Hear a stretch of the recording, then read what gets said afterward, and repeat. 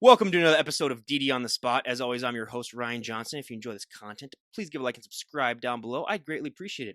We have Cynthia Nugent on the podcast. She's coming to us all the way from Ontario in the Great White North. It is Canada. She's a figure and women's physique division competitor, and as well as a certified personal trainer and an equestrian. So she's got a lot going on for her right now. But most importantly, she's our current guest. Cynthia, thank you so much for coming on. Thank you for having me. Well, like I told you before, I normally ask about the weather, but being that we, live both in kind of crappy climates, or at least they're going to be crappy in the coming months, so we just got to brace ourselves for that. I'm just going to skip right through that. So to get things started, Cynthia, why don't you just give us your backstory on what inspired and motivated you to get in shape and how that led to where you're at right now? All right. So, as you mentioned, I'm an equestrian, so that goes hand in hand with my whole fitness story. So, when I was way back 5, 6 years old, my family moved to a little area named Bath. It's just outside of Napanee. My neighbors had horses. Immediately was driven to horses. Um, Fast forward I don't know, 10 years. So I'm probably like 15 at this point. I started jumping bigger. My niche is jumping. I love everything with riding, but I could choose one thing, it's going to be jumping. And for all my jumpers out there, you know that once you start jumping bigger with bigger, stronger horses, the impact that you get is a lot stronger, and your core strength gets even more and more important as you move up, because the impact after those landings are not forgiving if you can't hold yourself. So I was getting a little frustrated. I had a really big warm blood. We weren't even jumping that big, but oh my God. I was getting really frustrated because I was always falling forward after fences. And I was like, oh my God, I never want to be the reason why my horse and I aren't succeeding. So I've noticed a huge gray area in the equestrian world where we spend a lot of time, a lot of money into our horses, and we kind of forget that we are also athletes. And so to be able to take our fitness outside of the ring, I noticed a very strong need for. So that's also tying into how I got into personal training, and my niche is training riders. So my very first coach that had a huge impact on me when I was young, I was with her for probably 7 years. She was an amazing mentor, was so much more than just a riding coach. Like, she inspired me to be who I was today. And I've noticed like she was posting some fitness photos, probably like around the age when I was 16-ish. And she wasn't my coach anymore, but I was like, what is she doing? And long story short, she told me that she had originally gotten into it to improve her riding, and I was like, oh, that's cool. And I had always been an athlete all through elementary school. I was that kid that did all the sports. My mom and dad put me through like Timbits soccer. We tried everything, dance, but it was like always, if I was to choose one thing, I was like, mom and dad, like, we're going to invest in horses because I'm picking dandelions on the field. They're like, all right. But always an athlete, even through high school, all volleyball. And get into high school, like grade 11, grade 12, you could take power fit, learned a little bit more about lifting. My dad took me to a gym for the first time. At Good Life, I believe it's like 16. It can be like the youngest if you can like take your kid or whatever. So we started doing that together. I didn't know what I was doing, but I just kind of picked things up, looked around all the time, and hit arms. um, but I did always notice, like, I was usually the stronger kid in my class. I was that farm kid, that typical story. So, first year college comes around. I take business. I have this idea that I'm going to get this business degree, and then I'm going to be a coach for riding. Great. Parents are going to be very proud. I get through not even the full semester of my business, because you can do like 1 year, you can get a certificate, but my whole like thing was I would do like 3 years of business, bridge into the degree. St. Lawrence has a wicked degree program. They bridge with Laurentian. I was like, damn, that would look sexy on a resume. And then the accounting came along, my accounting course, and I was like, oh my Lord. So then I talked to my parents one night. I'm like, so this is not great. And they're like, well, what do you want to do? And I was like, that's a question. Okay. I'm like, well, I wasn't going to say it, but my parents kind of mentioned the whole fitness thing, like, well, they have a personal training course. And I'm like, I actually know that. And I was not expecting you to say that, but yes. And they're like, okay, well, you should do it. And I was like, all right. So then immediately the next day went to my guidance counselor and I was like, so how can I still get something out of this like year of schooling without getting nothing and like getting a degree? Like, oh, well, with this course, you can graduate with like a year and get a certificate out of it. And I was like, sick. So got a business certificate. Next 2 years, did the St. Lawrence's personal training program, which is really cool. It's called Fitness and Health Promotion. I know Algonquin also holds, I think, the same one, but it goes over all things personal training, strength and conditioning, rehab, aquafit, cycling, cycle fit classes. I got my group fitness cert as well.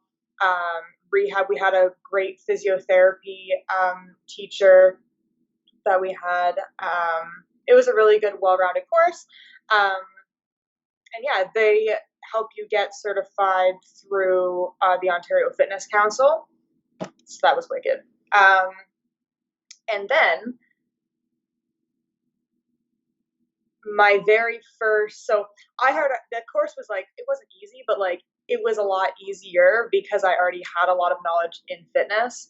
And I had decided I believe it was my first year it was my first, okay, so I was 2019. I graduated high school in 2018. 2019, I go to college.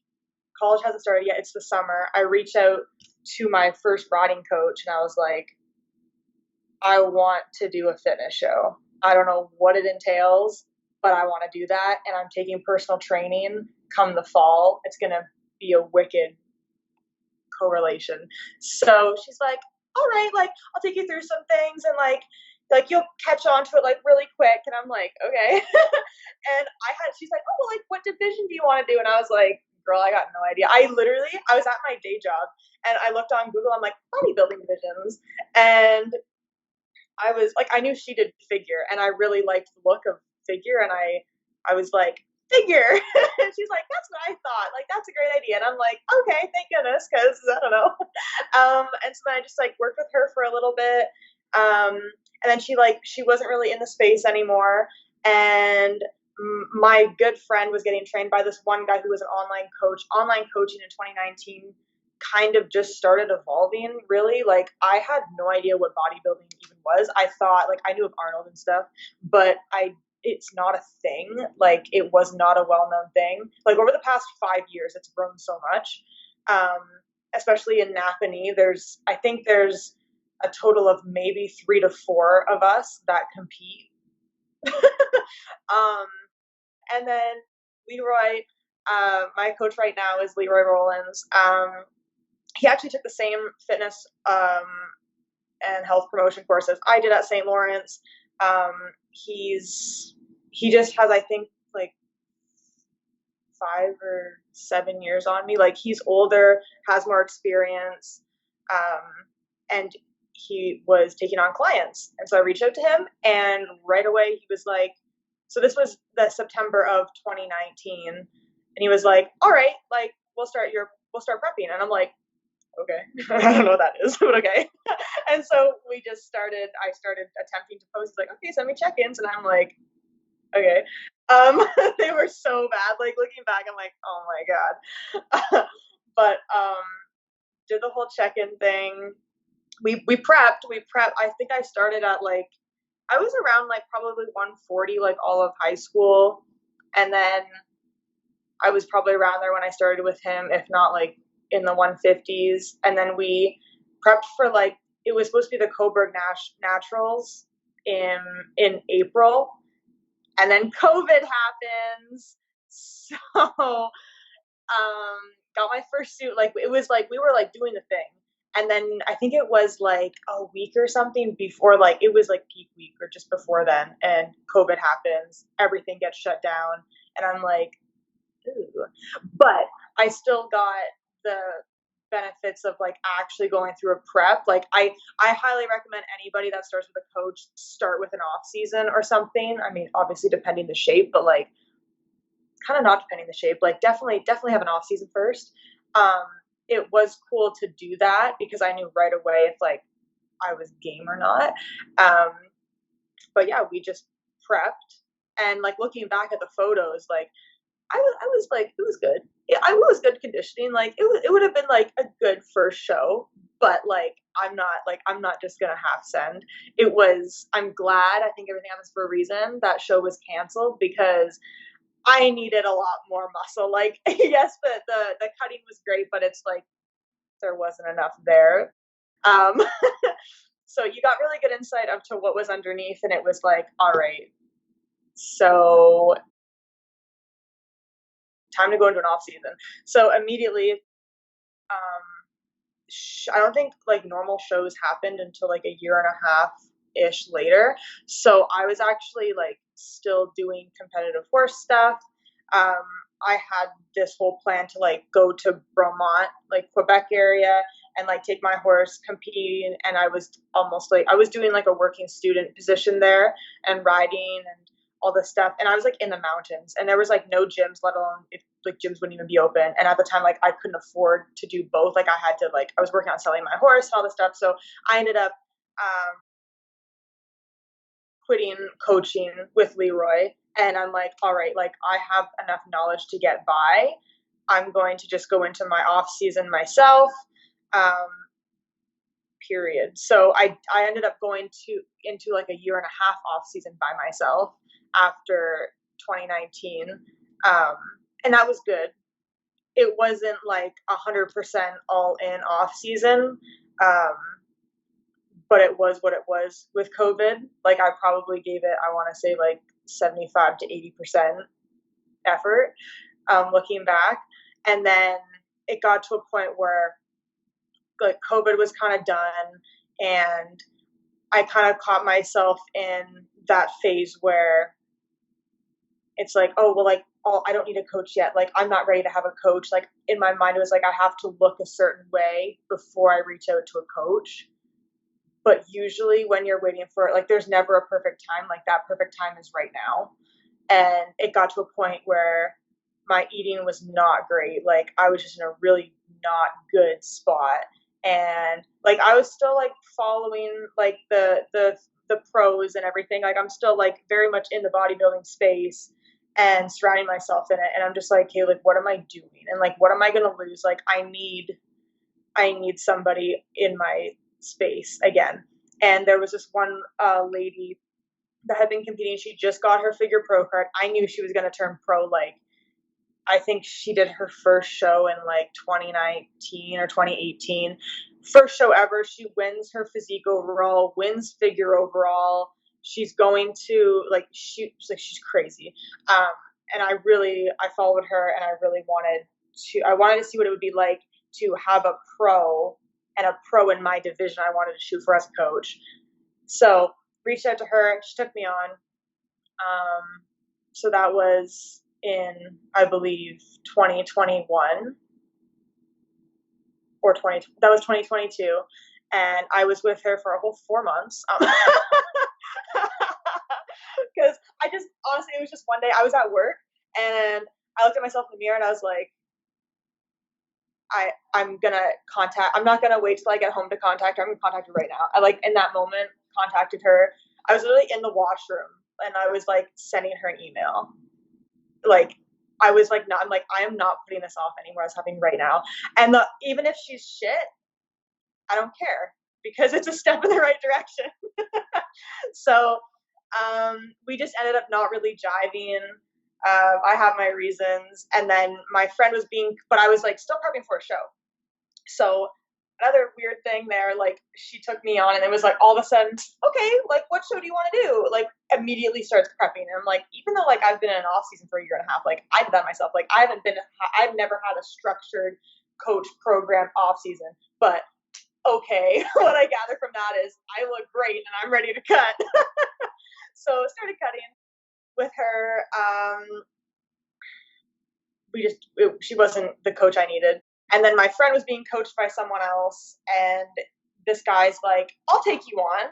I know it's like, I don't even know, it was like maybe 2 months or 3 months before um, these shows I had. And he was like, I'll take you on. Like, we got this. And I was like, all right, like, I need a coach, so this is going to happen.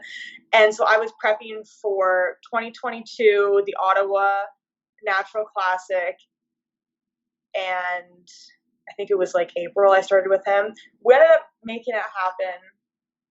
It was my first time on a stage. So, I mean, you get to know pretty quick what the expectations are when you see athletes for the first time.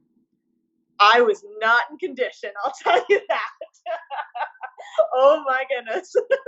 I was not feeling good. Well, also, my coach was supposed to be there also at my first show and was not. That was a whole thing. It was a very, very stressful first show, but it did happen, and it proved to me that I could handle it by myself. So everything happens for a reason. It was a good learning experience because I learned a lot of what I never want to feel like again. And like I said, you get to learn pretty quick what the expectations are before you even step on stage. You're backstage, you're watching the other athletes pump up, etc., and it's like, I don't have those lines. Uh-oh. But like, I was also like working my ass off too. I think I was doing like 2 hours of cardio almost like every day for the longest time. Like, it was and generally, like, your first show, you generally don't have much muscle on your frame. Some people are very prepared and they're genetic freaks. Yes, I have muscle, but also like not enough where I didn't have to like go to the depths of cardio that I had to do, because the less muscle you have, the more you have to cut down to try to show what you have, if that makes sense. So, like, it was generally your first show was the roughest. It was, but great learning experience. So as soon as I got off of that stage, well, even before I stepped on stage and I was like behind the other girls, I was like, yep, never doing this again. This is not for me. Go on stage, absolutely vomit. Yeah, I did not feel good. I was watery. It just was not, the whole thing was not great, but great learning experience. And immediately after the show, I get in the car, call my coach, and I'm like, when is the next show? Because I know exactly what I need to do. We need to go back to the drawing board. I'm not going into off season. Like, I need to like fix this because I'm not one to end on a poor note, especially with how much goes into this. So next show, that we planned was 5 weeks after that. So it was the Popeyes Natural Classic in Montreal. Oh, also, so for the very first show, I ended up, I think it was like getting first in novice and third in true novice or something. Like, I did not place in the open, but there also was only 2 people in that class I won. Regardless of the placing, like, I was not happy. Does not matter. But we went right back to the drawing board. 5 weeks later, I think it was like we dropped 5 pounds. Water weight did go down. Stress was lower. I had great people in my corner. But yeah, we ended up cleaning up our act. Routine was better. I like less shaky on stage. Like, no matter how much you practice, like, for me, the first show, like, I practiced, like, I had a posing coach. My very first time on stage, like, remember I started in 2019, like, I had practiced for years before, and I was still shaky as hell on stage. Like, you don't realize until, like, you're actually on that tee, and you're holding those poses, like, in front of all those people, like, and then, like, the even as simple as, like, facing the back, and it's like, oh, my heel slipped, like, it, and then you only have 15 seconds as an amateur competitor for your routine. So it's like, if you don't have time to trip, you don't have time to fix yourself, like, you had boom, boom, boom, you have, what, 3-ish seconds per pose, and then you're gonna get called off. So that was also a little nerve-wracking, but then I knew exactly what to expect. Met with my posing coach again. We just went through everything, and I was a lot more zen my second show. Also felt a lot better. And I had a wicked suit. My posing coach at the time like lent me her suit. It was amazing. Um, and I ended up placing. So I did not place at all in the Open at Ottawa. I ended up placing second in the Open at Montreal. Slay. I was very happy with that. And even if I didn't place, like the look was so much better. And so right after, I don't know if you know this, but if you place top 3 in your open class, you qualify for nationals. Um, right after that show, we were like, okay, like we know exactly what we need to do. Yeah, we could go to nationals, but like I knew there's no point. Like you're gonna get absolutely crushed, respectfully crushed. And I'm not, like I said, not here just to do it. So, close that chapter with that coach, and I actually went straight back with my original coach, Leroy. Um, it was good to try some different coaches. Um, it did kind of suck with my original plan. That lady didn't work out, and then immediately I had that other guy that like prepped me like a couple months in advance. Like that was great, like that we were able to pull it together for that first season of mine, but not ideal. So immediately after that, I'm like, you know what, now Leroy, I knew at the time that like in 2019 I was his first or second figure competitor. Like he didn't have a lot of experience in figure. It was more bikini, physique, um, classic. Um, and I just wanted to try new people. So it was nothing against him at all. But then 2022 rolls around at the end of my season, and I'm like, you know what? I'd like to give Leroy, like, I'd like to go back with him. So I think it was like the day after that show, I was like, hey, what are the odds you have a spot open? He's like, oh, absolutely. So we started together last September, no, it's 2 years ago, the 2022 in September. And then we had a 6-month off season together, prepped for 2023. So I shot for the exact same shows again. I really liked the Ottawa show, very well run. It's a lovely show. I'm like, all right, let's do Ottawa, because I knew that I would get at least a 6-month off season, and then I could prep for the 6 months. Ottawa's right there in June. And then there's lots of space between Ottawa and nationals to do makeup shows like I did. So Ottawa was a perfect warm-up show. And if I needed to, I'd just do Popeyes again 5 weeks later. So we did that. Perfect, much smoother. I mean, like I said, like Leroy and I've known each other for a long time now. So like that rapport has already been built. I'm very comfortable.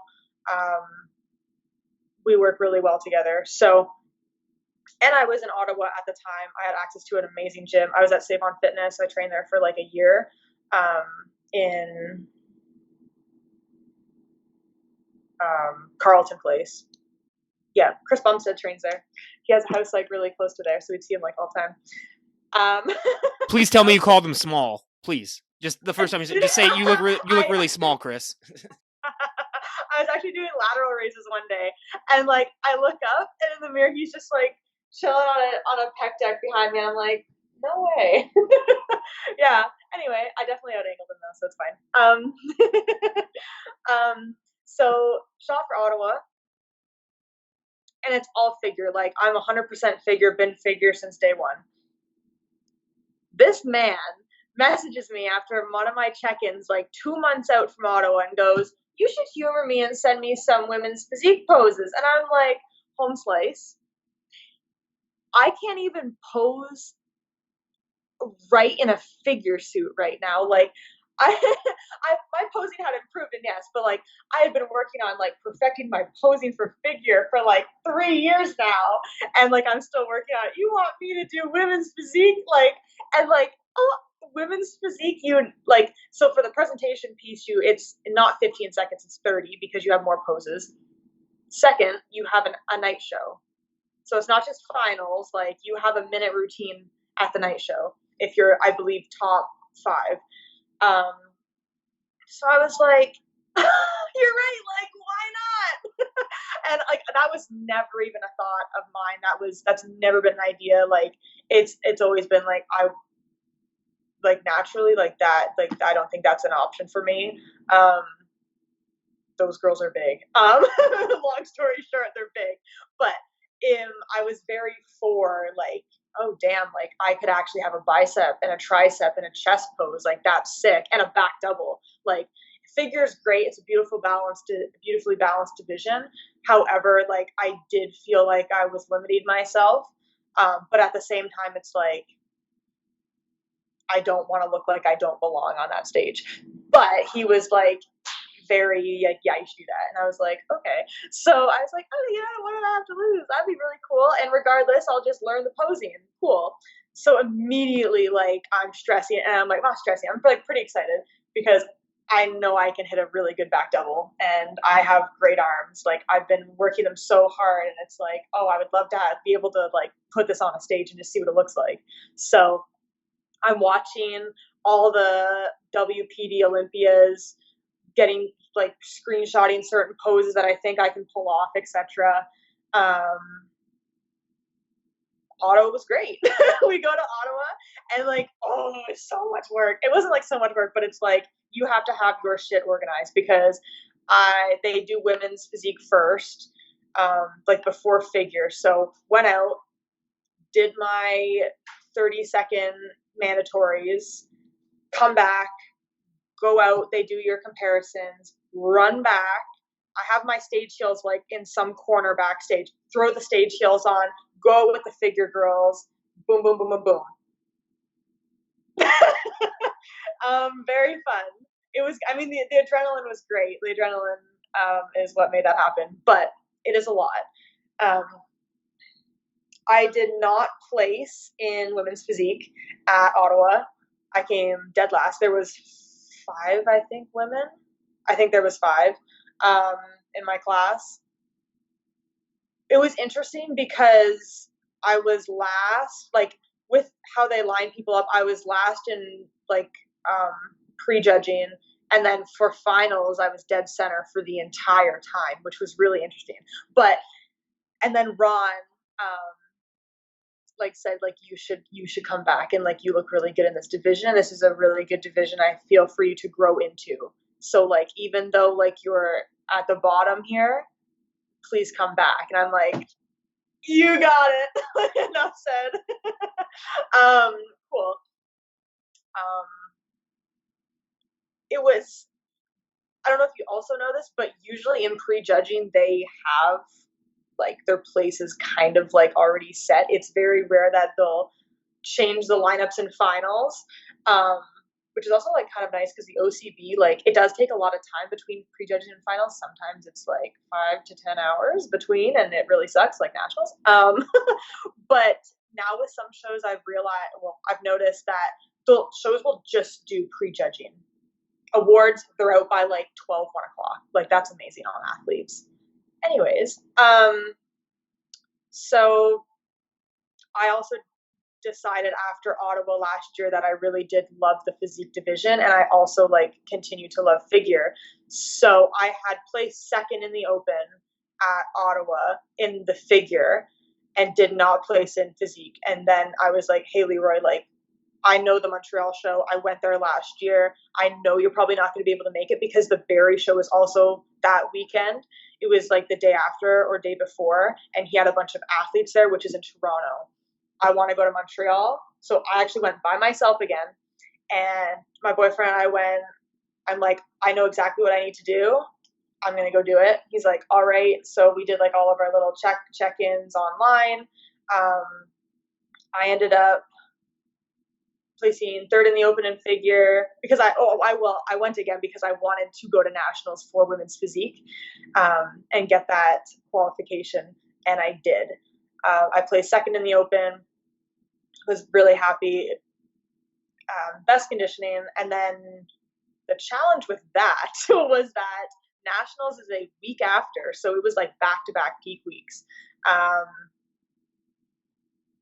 That was pretty stressful. Like I did notice it's hard to tell with the photos because we'll get so many different backdrops at these shows. It's hard to tell like was I more conditioned at this show or not. Like Ottawa was amazing because we had Ray doing our photos for Muscle Insider. He had like the photos, so the stage was like black backdropped, and they look so good. You can really see the detail and like accurately see what your conditioning was. Popeyes wasn't my favorite because the back, like there's a lot going on in that background. So it was like a really hard to compare. Nationals was probably my least favorite backdrop because it's bright red. Some people look amazing. I don't know. Also, yeah, I was just really flat at nationals. I noticed those 3 shows really wore my body out, definitely. But that's just more stuff to note and go back to the drawing board for. But yeah, I did 3 shows last year. Ottawa, Montreal, did my first nationals. Big learning experience. And then my coach and I have decided to do a year and a half off season. So obviously I'm not competing this year, but my plan is to do Ottawa next year because I love that show. And I'm actually going to try a whole different federation as well and do the OCB Elevate show because I really want to try to qualify for the Yorton Cup. That'd be really sick. And then if it makes sense, go to nationals.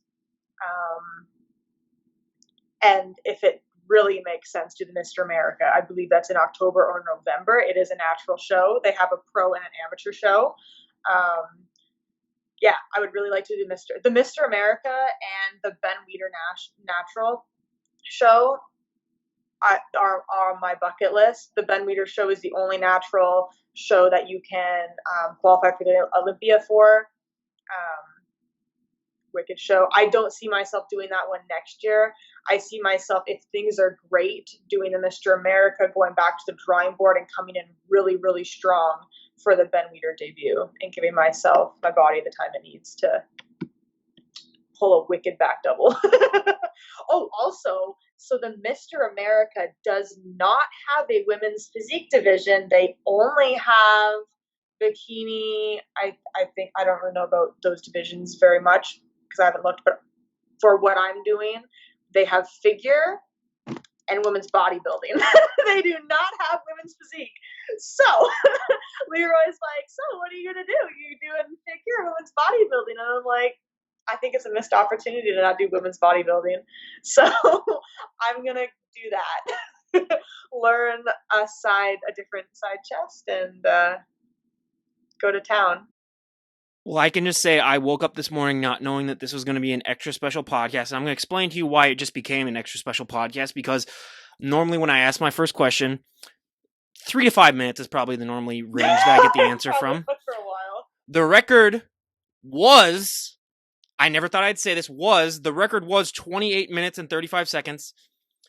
She has shattered it with a record-breaking 30 minutes and 51 seconds. So we have a new number one. I never thought I was going to say that because that record stood for, I mean, I had that podcast when I was like 6 months in, so that record stood for almost 6 years. So I had one close a month ago, and luckily enough, it was another Canadian where it was like 26 minutes, but they stopped right there. That's why I didn't say anything. There's little pauses there, but I was like, can she do it? Can she keep going? That was me just like, okay, we got to break this record. So she did, everyone. So everyone give a round of applause for Cynthia here. This is probably a record that I don't think will ever be broken, honestly, because it just to talk for 30... Me with the talking record. For half an hour.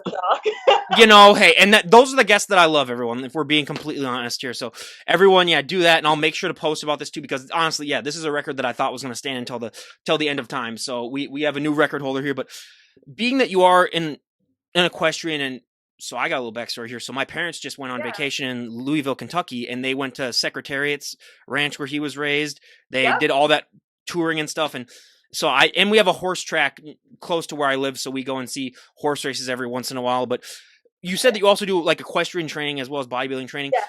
Is there anything with bodybuilding training that helps you when it comes to training people equestrian style, or are they just so different that like they don't really mix and match too much? It goes hand in hand actually really well. For example, if a kid is having difficulties keeping their heels down, immediately I'm like, oh, well, let's maybe, if a kid is getting told, or just a person in general, even the most experienced rider, oh, like your heels, keep your heels down, I'll help you balance more, like all this stuff, immediately I see tight calves. Okay, perfect. posture. Oh, I forgot to tell you, you can't mention calves. I'm 6'3", and calves are my one body part where I just look at them right now and I'm about to cry right now. So you mentioned the C word on the podcast, so I'm gonna have to warn you. Just call them the C's again or something like that, because I don't want to start crying on this podcast. Just because I gotta look at them now. Thank you for that. Yeah. Well, like in school, like we learned a lot about posture, assessments, etc. Like no longer do I just see like a person doing a posting trot, doing a 2-point, etc. Even if they're just walking on a horse, it's like, oh, like their shoulders are forward. Why? Is there tightness, the imbalance? Do we have like weakness of core, weak hips, like tight hamstrings? You have back pain all the time? That's not normal. Pain is not normal.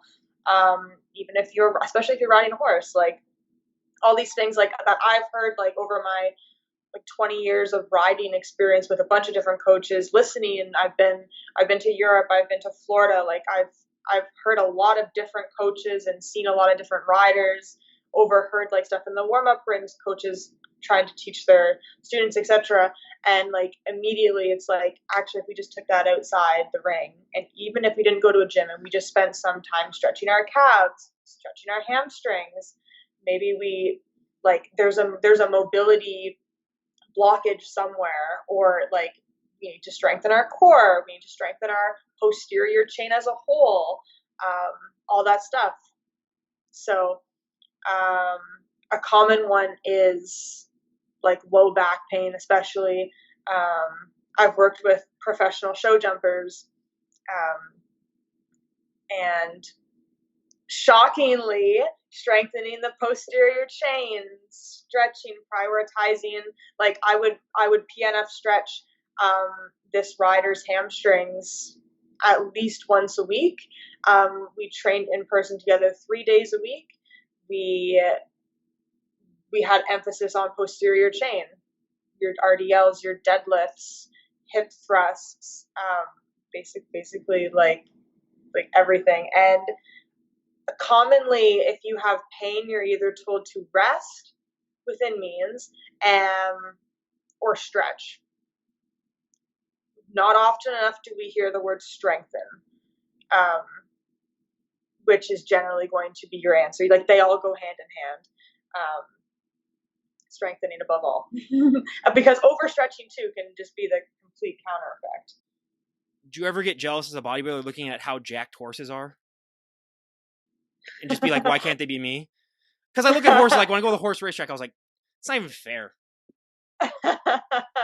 Yeah, they're pretty damn cool. Well, one time they brought in the Clydesdales, and don't even, if you want to see a male Clydesdale and you're a guy, don't even do it, because you're gonna, first of all, that will humble anyone. I'm sorry. Yeah. Oh man, that's funny. Yeah. My last jumper I had him for 4 years. He was actually an off-the-track thoroughbred, so he was a racehorse when he was a baby, and then usually like they know if a racehorse is going to be something or not, and if it's not, they retire it pretty early, like even as little as like 2 or 4 years old, and then they sell for like pretty cheap. And then if you get lucky like I did, you have one that actually wants to do something else, like jump. And oh my god, he was so vascular. He just lean, mean machine, like incredible. And I would look at his vascularity, I would just be like, oh my god, like.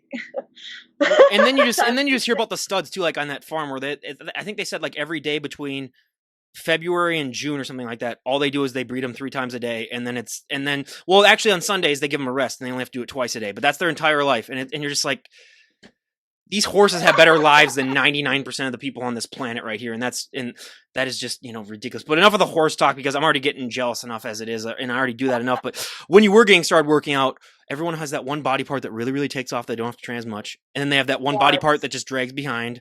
What was one that took off and then one that dragged behind? Quads. Yeah. Quads.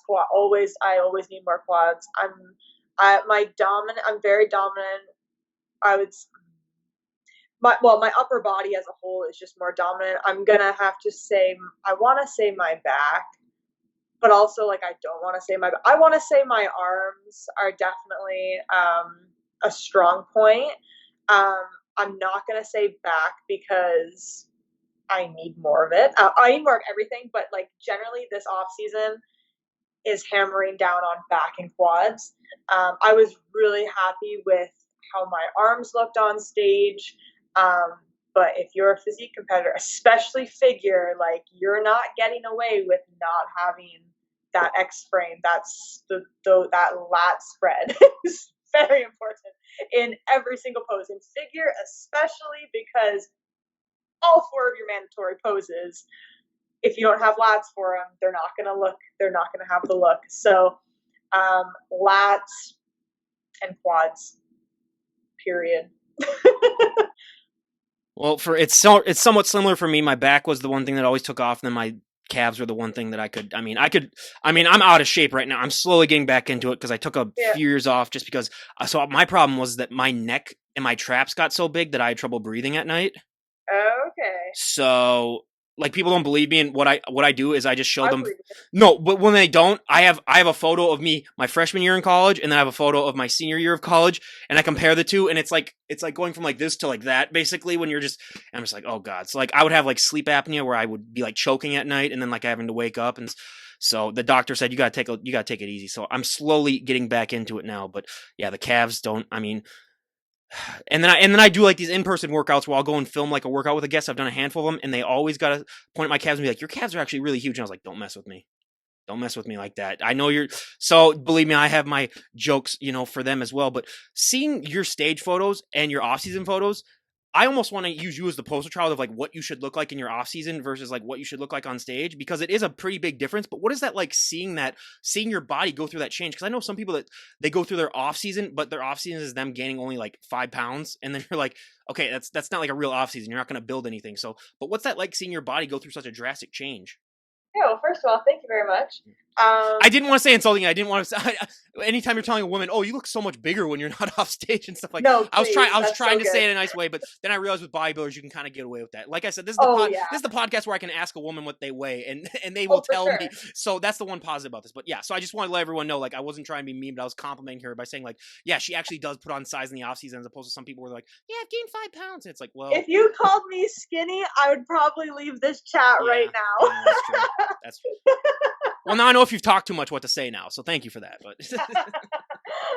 okay, well, to backtrack for reference, so my very first show in Ottawa when I was 21, and I said I was not conditioned enough. I was not in stage condition. I was 130 pounds. Okay, 5 weeks later, I don't want to say true conditioning because we can always do better, but like. I think that was probably as far as I could have taken it with the amount of muscle I had, and I was 125. Okay.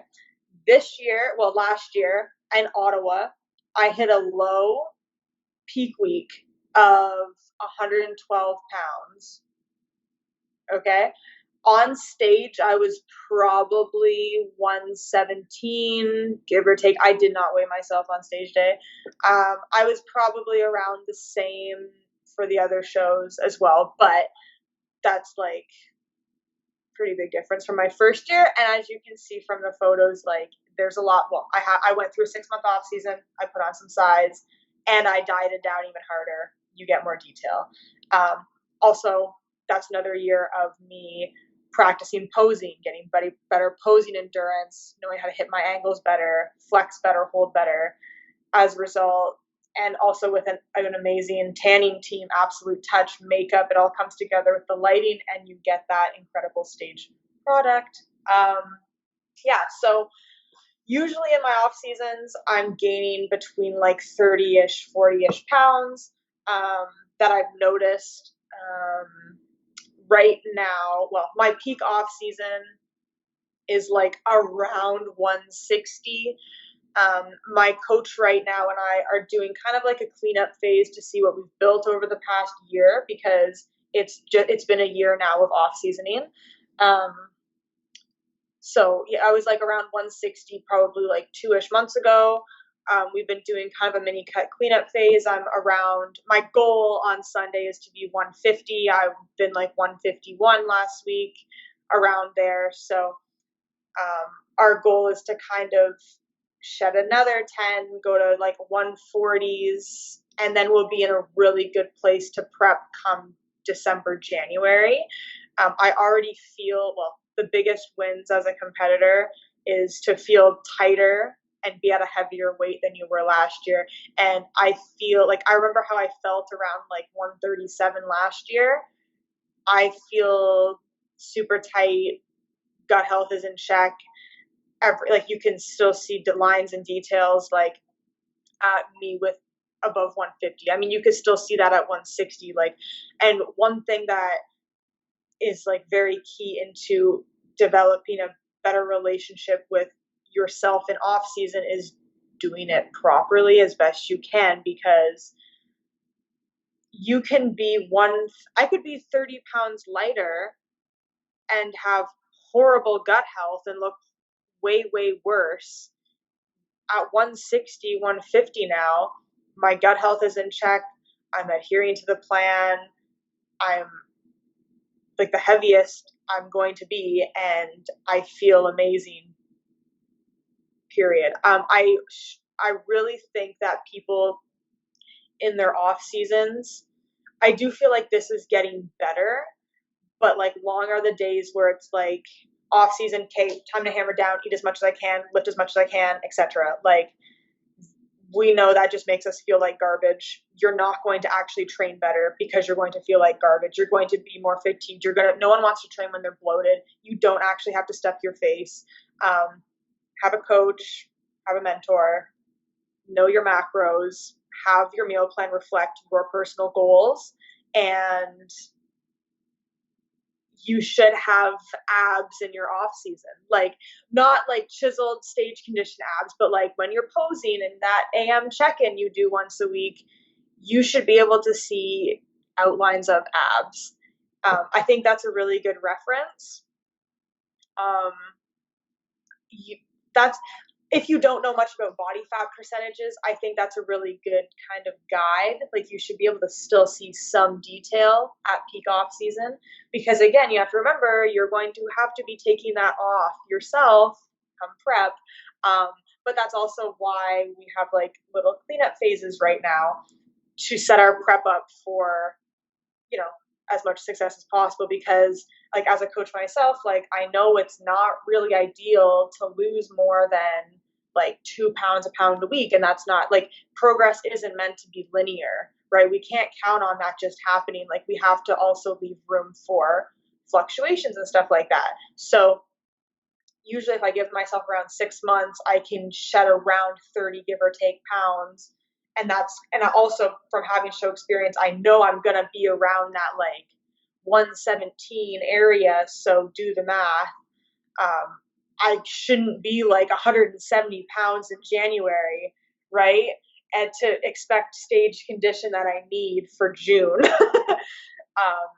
But you will be in a mentally way better place if you listen to your body and kind of shy away from social media sometimes, especially if you're one to compare yourself a lot. I think we all do, but as you get more in the game, it's not about that. Like it's so you versus you, and that's why, like I mentioned, I don't really care about the placings. Their placings are warped as it is. Like it all depends who shows up on that day. Like you can't just what's the word? Trying to think myself, what would it be? Like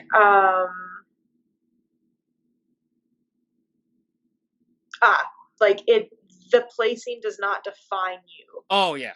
Athlete. There are so many variables that come into play. Again, it depends who shows up on that day. It depends how many people are there, right? Depends everyone's experience. We're all different. Like once you complete that first show, I believe you get to do novice once, and then it's like we're true novice once, and then one of the two is you get to compete. Like you can't you place top three twice or whatever, 3 times or whatever it is. But basically, anyone who's in the open is anyone who's not a master, and masters I believe can still go in it. They can just do both. So really all that matters is that you're happy about your package and you just keep bettering your package and you just stay in your tunnel vision, because if you do that you will be successful eventually. So yeah, listen to your body and don't be afraid to speak up to your coach. One thing I stress to my clients is like, I'll even ask them like midday, how are your meals? Like, especially like if I just like, we've just changed up some food, whatever, how'd that taste? Because I want you looking forward to all your meals because you should. You shouldn't have to be ever forcing food down. Um, like that tastes horrible because odds are I can just send me a picture of your meal and I can tell you how to prep it better. Or I can just give you an interchangeable meal and we can like work through this. I actually didn't follow a meal plan all of last year. I had a meal plan, but I just followed macros. I found it really fun. I mean, I went to school, like we had a whole nutrition course. I loved it. I love playing with macros. Like, I'm a little foodie in my prep because it's like, I have all this to work with. Where can I put it? Like, I had so much joy in that. I had so much joy in shredding my own chicken by hand and like spending like half an hour to cook each meal. Like, that was so satisfying. Not in my off season, but like, I just have scissors for that chicken. Like, but I will manifest my macros in my preps. So I know how to work with food really well. And if things aren't working, and like Leroy, I'm always open with him. Like, I'll send him like what I'm actually doing. Still matches the macros. This is the food I'm eating. This is the food that digests well, and like, period. So don't be afraid if you honestly do not like something in your meal plan to just tell your coach because odds are he can fix it or she in like 8 minutes.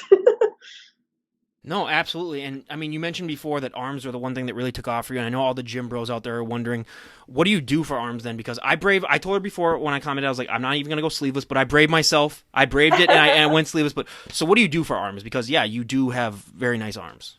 Thank you. Okay, so anytime I'm hitting upper body, even if it's just arms, I will always warm up rotator cuffs. That is a huge thing. That's also what kind of inspired me to get into fitness and rehab. I was actually a physio assistant for a while. And all my clients will have healthy shoulders. We have no shoulders, we have no arms. We can't even do legs without our shoulders. It's so dumb. So shoulders are everything. I was I going to always comment that warm. shirt is making your shoulders look even bigger too. So like it's Thank anabolic you. shirt basically. That's probably why they make them like that for gym people. So Thanks. Um, so yeah, always rear delts first. Um, and then I'll start with triceps. I find it's a lot better for me if I can work the back of my arm first and then go to the front. If you're looking for like a quick arm sesh, um, if your shoulders are nice and warm, you feel good, um, and your gym is packed, all you need is a cable, rope extension, go back and forth, superset, push downs, put that thing to the bottom. Immediately, you're doing hammer curls. I'll probably do like 2 to 3 sets of that with like one warm up set, and then I'll do like 2 working sets, and then I'll take it to, so then I'll do a drop set. Um, like, I'll go right for that drop set. Like, I'll especially push my triceps to like the 5 pound increment. And with the rope, I really like to at the end, like, I'll hold it like this. Like, I'm literally just holding it like this and pushing down, and like everything's just shaking. Like, you'll know when you feel it, and it's so good. Um, so I guess I perfect arm workout for me is the cable superset that I just mentioned, and then I'll go over to, because my triceps are usually fried after that, and so even though I did a superset like with the biceps, I'll go and do biceps on like a preacher curl of some sort. Um, that's felt really good lately. Again, be careful with that. If you load that way too heavy, you've probably seen the horror stories, so be very mindful. A lot more just time under tension with that one. I really like it. If it's used right, it can be very effective. Then after that, my triceps are ready for beating again. So I'll go lie on a bench and I'll do skull crushers. I really like skull crushers. And then if you want to really put the cherry on top, I like an incline bench, and I'll do like supinated curls on an incline. Always wear straps, and your arm should be blown up.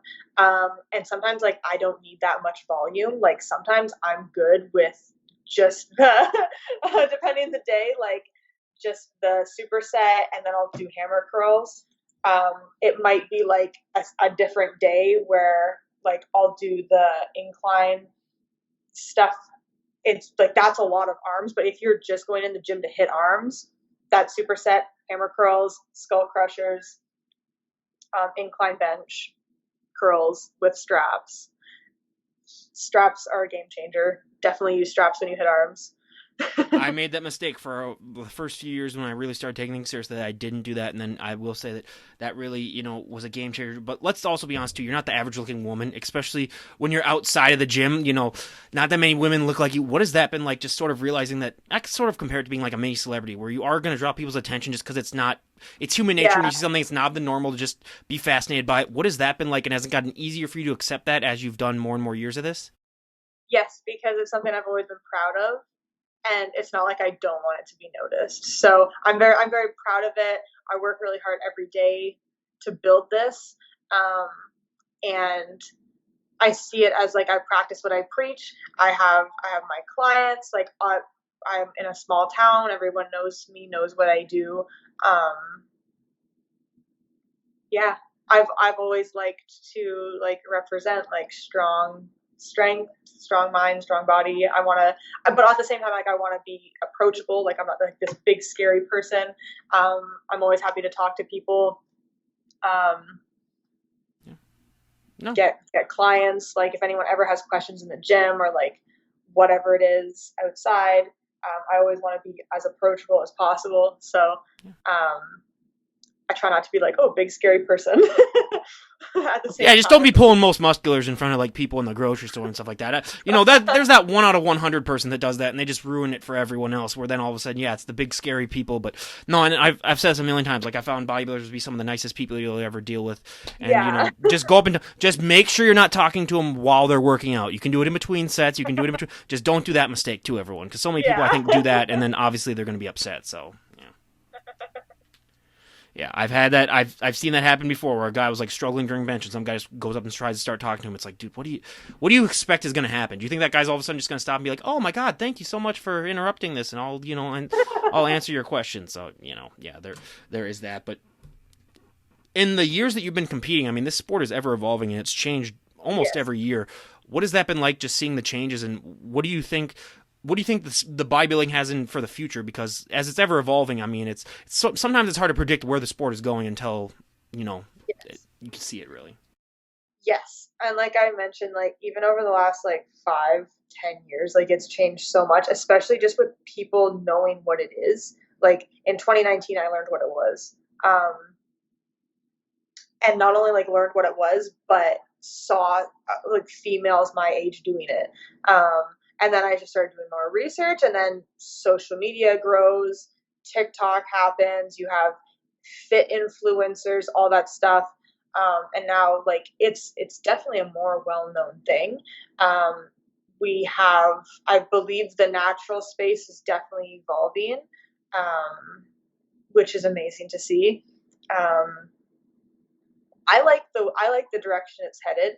We have some, I don't want to say new because I don't know how long they've been around, but I know there's like the OCB. The OCB just came to Canada this year, I believe, and they're thinking about having like a show in Niagara Falls.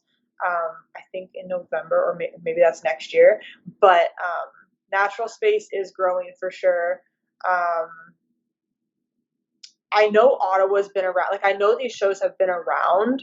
Um, just they're getting more well known, and I have noticed the shows have grown. Like the first year I did Ottawa compared to this year or last year, like I was like, holy moly. Um, Even not like the competitors, yes, are growing like number wise, but also the standards are getting bigger. Like the athletes are understanding year after year, coaches are getting better, there's more knowledge, athletes are like looking more stage conditioned, and everything's getting more competitive, which is great. Um, like especially like if you look at the natural nationals lineups now, like they look insane. Like they look like a lot of them don't look natural. Like that's cool. That's great to see because again, like compared to like say 20 years ago, like we have more knowledge now. Like coaches have had the time to trial and error and etc. Um, it's not just, oh, I saw this guy do this at the gym. Like there's a lot more like science-based stuff going around. There's J3 University. We can't just go to school to be bodybuilders. And if there was one thing that you could change about the sport of bodybuilding, if someone were to walk up to you and say, you know what, Cynthia, we made a decision, you can change one thing about the sport, and everyone would go along with it, and it can be more than one if you have more than one, honestly, but what would be the things that you'd like to see change about the sport? Easy. Specifically regarding the CPA, NPC, IFBB, natural shows, they are not tested, even though they are natural. So you pay a drug testing fee, but you, like, I've never been tested. I know many, many winners of classes, overalls, that have never been tested. And even if urine is tested, the only testing they do is urine. And it's very easy for that not to show because the, like, moral of the story, people just cycle off of things. It's quite easy to get around. OCB, a big reason why I'm trying that federation next year. I will continue showing in the CPA shows because, like, I know what I'm getting into. I know there's potentially not natural athletes there, but, like, that's beside the point. It's the federation that's associated with the IFBB, so I want to do it, but I'm aware. But I also would like to try a different federation that does take natural testing more seriously. They do polygraph tests. They do like 4 different kinds of tests, but they are quite serious about it. I know the WNBF takes it very seriously as well. But yeah, I'm very excited that the OCB has come to Canada. I mean, I would say you'd think that they would just have multiple tests throughout the year and they wouldn't give the athletes like a warning in advance. So that's like, that would be much more effective if you tested them like, let's say like 3 times a year and you didn't even tell them. You just like showed up randomly one day at the gym like, oh, hey, you're testing today. And then if they said no, then, you know, maybe there's something to that. So yeah, I've thought that was, you know, something that they should honestly do. But what are your plans for next year when we talk to you a year from today? Where would you like to be at in your bodybuilding? Where would you like to be at just in your overall life? What are some goals that you'd like to have achieved? So next year at this time, I will likely be either in off season again or prepping for the Mr. America. So next year, our tentative plan is Ottawa, qualify for nationals, hopefully get that top 3 for women's physique and women's figure. I forget if OCB Elevate is before or after that show, but do the same. Qualify, though, for the Yorton Cup. Yorton Cup is like the natural nationals of OCB. Do that, but they also offer prize money, which is something that CPA does not do. There is $63,000 worth of prize money given at the Yorton Cup. Yes, first place, $5,000, second place, $3,000, third place, $1,000. Like they really do, they do a lot for the athletes, which I do appreciate. So that's another reason why I will be attending that event. And then if it makes sense, I feel like my body can go through it. Leroy and I are confident that it's a solid decision. We will do nationals if I qualify. And then if it's like, you know what, why don't we, like, I think it's smart to shoot our shot at Mr. America, do Mr. America in women's bodybuilding, because you can only do one division at the Mr. America. Yeah. Well, and when it comes to posing too, I mean, one of the hardest poses that I hear about is the front spread or the front pose for figure. How long did it take for you to develop that? Because like that's when I talk to figure compares, they almost shudder every time I ask about that. I feel like I'm still getting better at it, because it's funny with figure, your front pose is all of your 4 mandatory poses. Like front pose, facing the front, you go to the side, it's the same pose, just rotated. And in the back, it's the same pose, you're just leaning back. My biggest thing has been keeping my shoulders even and getting my lats open. I've had sticky lats on stage before, and if that happens, like you're just done. And it's very, very sad when that happens. So working on lat engagement, shoulder health is huge. The mobility, practice. There's nothing worse than looking at stage photos and your lats aren't open, and you couldn't even feel it on stage. That's even worse. Or like seeing uneven shoulders. It just looks so bad. So that's definitely why it's one of the hardest. Absolutely. And what would be your best piece of advice to someone who's looking to just get started, maybe not just in bodybuilding, but in health and fitness and maybe in bodybuilding? I don't know, because they're probably two different things, but what would be just your best piece of advice for people just to get their feet wet?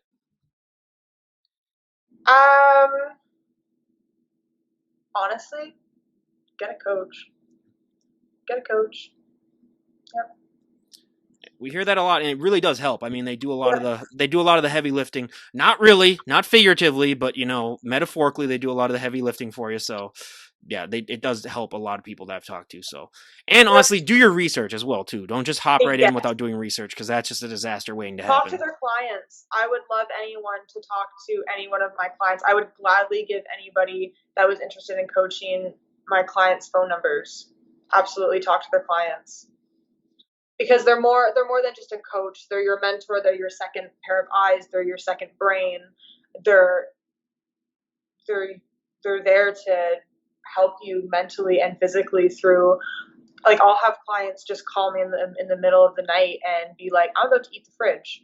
And it's like, okay, maybe this is like this. Then that turns into like a 40-minute conversation as to, okay, well, what is actually causing you those feelings, and like digging deeper. And it turns into like, Well, oh, first of all, you tell them steps. don't eat the fridge. It's made of metal. You're not gonna like Don't eat it. the fridge. Yeah, yeah. But much more than just, okay, here's your meal plan.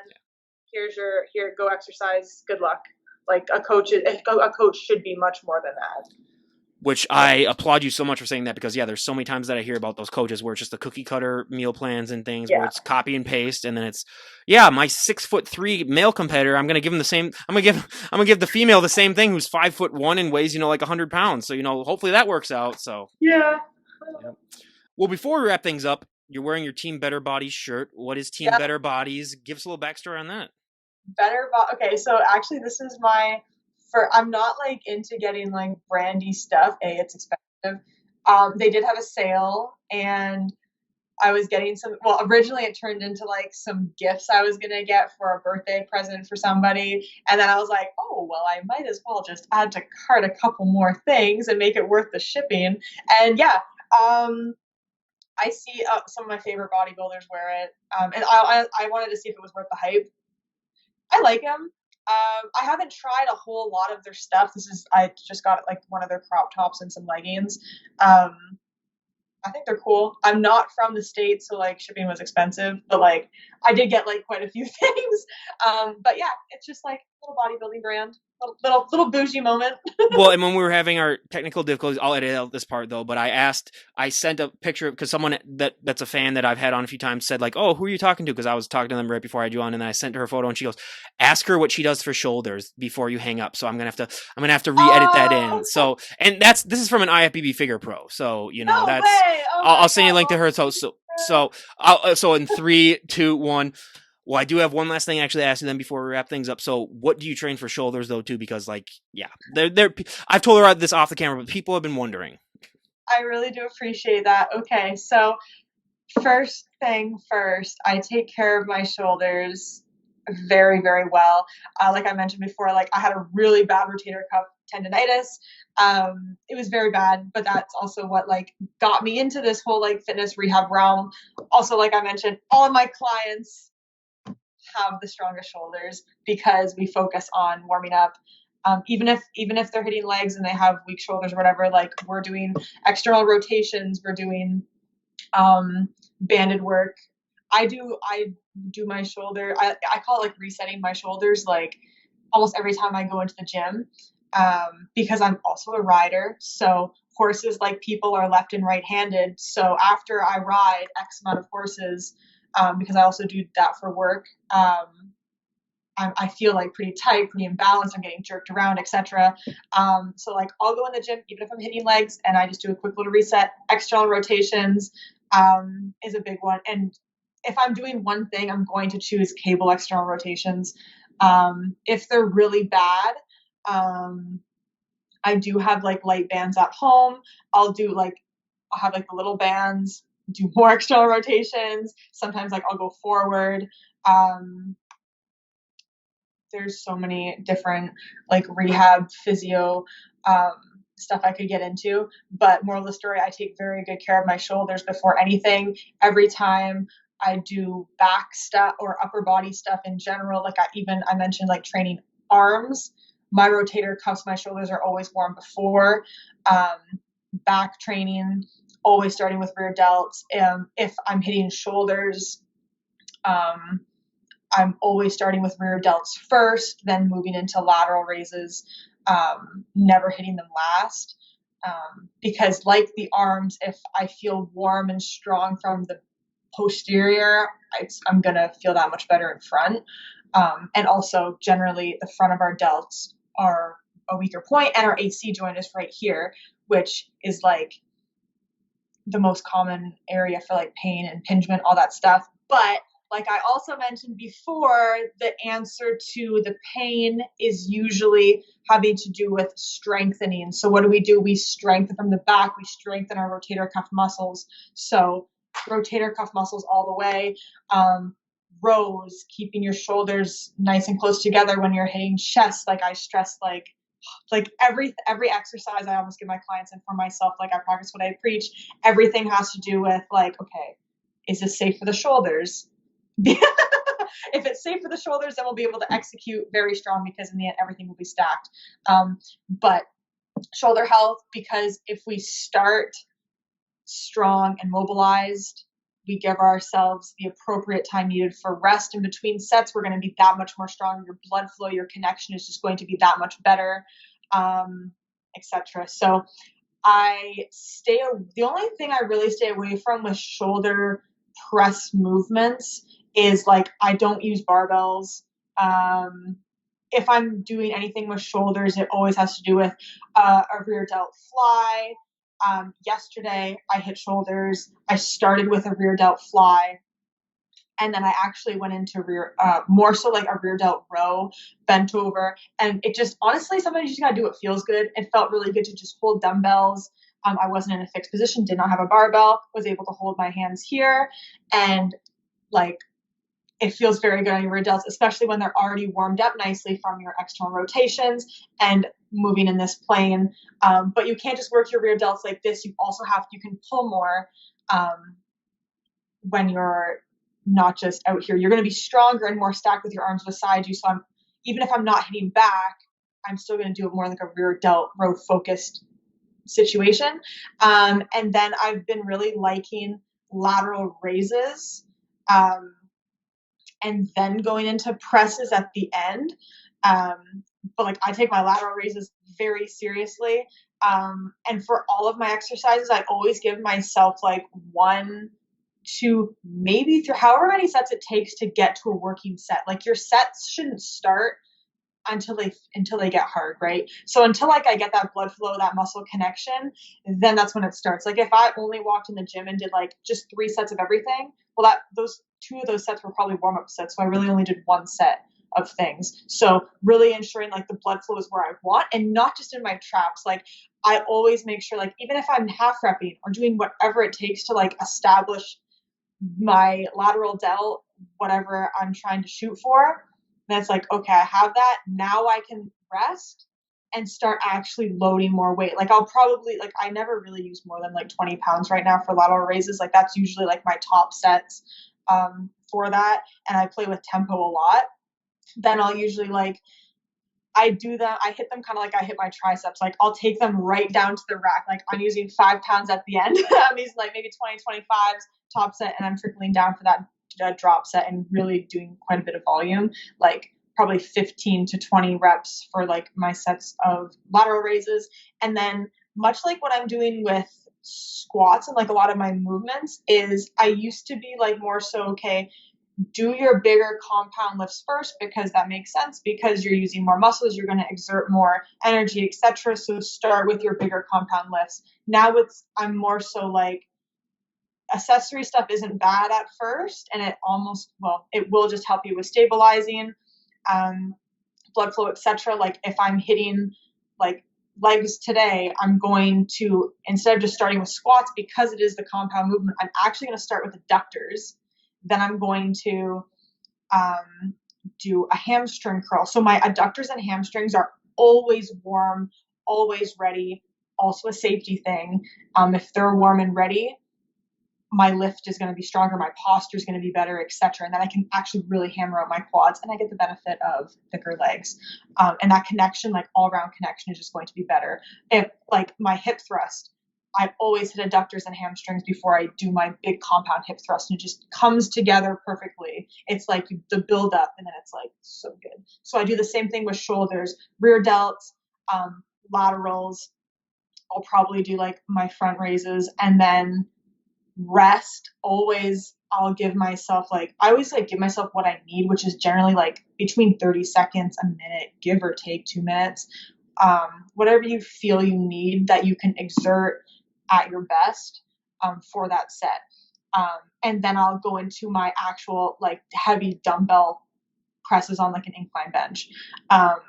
And really focusing on range of motion and not letting my ego get the best of me. So if I'm shoulder pressing, I might start with like probably 15s, and I'll just focus on like getting deep, and I'll just hold. Like I won't like let them like just hang and like rest, but I'm just going to hold and allow my shoulders just to stretch, and I'll do however many until like I feel the blood flow and I feel comfortable. And then like my other exercises, I'll probably do like 2 to 3 warm-up sets. And then like for my top sets, I'll do like 2 sets of those top sets, and knowing kind of it's usually between like 40 and 50 pounds. I know kind of what my warm-up has to go from. Like I'm not just going to do one warm-up set of 15 and then grab the 50s. You know what I mean? So you already know kind of what to work up to. And then by then you're going to have like so much blood flow, so much connection that those top sets are going to feel strong and you are going to feel healthy. It shouldn't be like Rice Krispies, you know? So take care of them. Take care of your body parts. Well, and that's, how do you explain to new clients time under tension? Because so many people aren't really familiar with that and don't realize that, especially if you're like a bodybuilding competitor, you're not going to be lifting the heaviest weights all the time. So how do you like to explain to people time under tension? With my client, a lot of them, like I never kind of have them depend on me being able to train them in person, because I do have people kind of all over the place. But if I am in the area, like I will train my clients in person. And that always helps, obviously. But like one of my clients, like I never saw for like, I think the first 8 months, and then I saw her. But like I never bank on it. It's always easier to explain in person. But I've also been doing this a while now, that I've been able to improve my communication skills and like my platform, etc. We can tell, Jesus, from this podcast. Thank you. But for like a first timer, say they're doing shoulder press, I'm gonna tell them like that'll be followed with video demonstrations, etc. And like lots of visuals. I usually have myself videoed, diagrams, and just like I'm like known for sending voice messages. I can explain myself very well. Like, and I mean, the first thing is if you experience pain, tell me.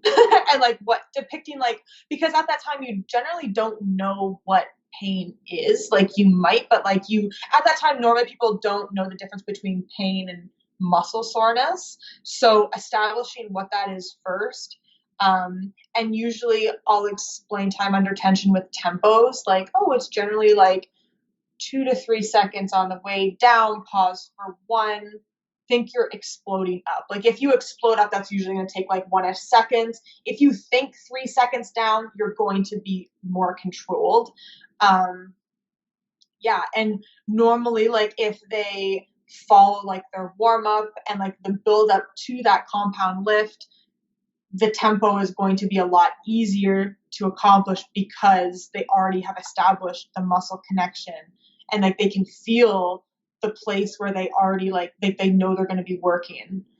So it's a lot easier to get a tempo in your head when you already feel your muscle like pumped up.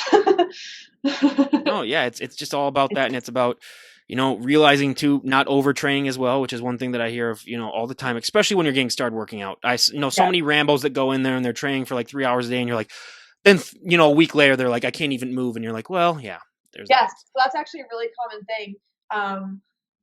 like probably one of the most common things when people come to me is like I'll give them their programming, and we always start like it's never 0 to 100. I always take into account like what we're starting with. It's not just like you have to do all of this. I already know. I'm not gonna. You're not like I don't even train every single day. Um, like usually I'll get it like after I send programming. And this is usually people that have zero experience in the gym whatsoever. They'll get back to me. Okay, I want to train every day though. Like I'm like really like I'm like that's great, and I know that that's probably what you want to do because you've just started something new and you Do that want for to 2 weeks and get back to me. That's what I'd tell them.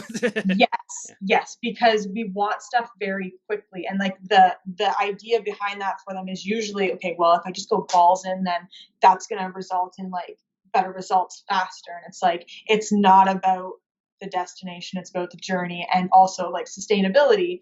Yeah, let me know how every day in the gym works out for you from starting with nothing and then also dieting and then also with your cardio. Like it's you're not and that it never lasts. It never like usually like day 3 it's like, "Oh, I'm really tired." I'm like, "Really?" Really? So just trust the process, trust your coach. You have a good coach, you've done the research. They want you to succeed just as much as you do, so they already have you on the right track to success. Period. No, absolutely. And I mean, I couldn't agree more. And everyone, go and give Cynthia a follow on her Instagram page. I'll leave a link down below. Buyer beware. You will get inspired to get off that couch and stop eating all those Twinkies. But again, Cynthia, thank you so much for coming on and sharing your journey with us. It was an absolute delight to talk to you. And I look forward to talking to you again and seeing where you're at.